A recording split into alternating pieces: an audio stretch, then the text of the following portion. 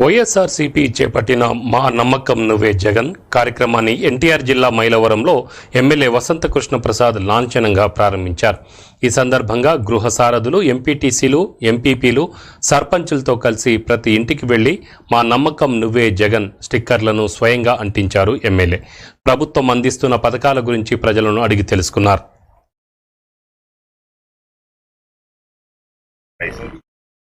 అంటే బస్సులో కనిపించాం కాబట్టి ఆ వివరాలను దీంట్లో ఇచ్చామమ్మా. ఇది మీరు చదవండి, తర్వాత అన్ని వివరాలు చూసి నేను ఈ నియోజకవర్గంలో మొదలెట్టాను. మీ ఇంటి నుంచి తొలి కార్యక్రమం స్టార్ట్ చేసాం.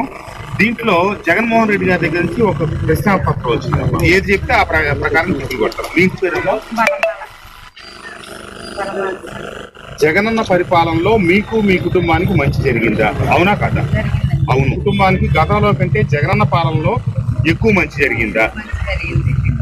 అమ్మఒడి, ఆసరా, చేయుతోటి అనేక పథకాల డబ్బులు నేరుగా మీ అకౌంట్కి వేయడం లేదా వాలంటీర్ వ్యవస్థ ద్వారా నేరుగా మీ చేతికి అందించడం బాగుందా?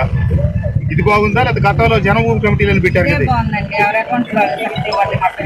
నా కోసం, నా పిల్లల భవిష్యత్తు కోసం జగనన్నను నమ్ముతానని మీరు చెప్పిన దానికి అనుగుణంగా ప్రయత్నించామమ్మా.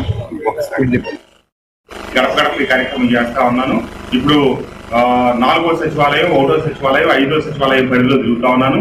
3 రోజులు పూర్తయింది. ఈ రోజు 4వ రోజు. సంక్షేమ పథకాలు అందరికీ అందుతా ఉన్నాయి. అభివృద్ధికి సంబంధించినవి కూడా చేయాల్సినవి కొన్ని చేసాం.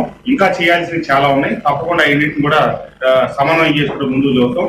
కొంతమంది ఏంటంటే పార్టీలని మనసులో పెట్టుకొని వాళ్ళకి మంచి జరుగుతున్నా ఏదో ఏలెత్తి చూపించాలి కాబట్టి చూపిస్తా ఉన్నారు. దానికి మనం చేయగలిగింది లేదా అందరూ అర్థం చేసుకోవటమే. అది ఇప్పుడు దేవుడి చెరువులో రోడ్లు వేయలేదని చెప్పి 2-3 తెలుగుదేశం కార్యకర్తలు నన్ను నిలదీసి గట్టిగా మాట్లాడిన మాట వాస్తవం.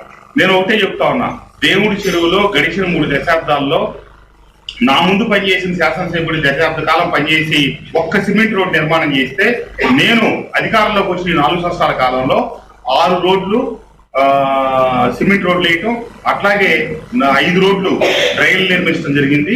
ఈ 3 సచివాలయాలకు కలిపి 60 లక్షల డబ్బు రాబోతా ఉంది.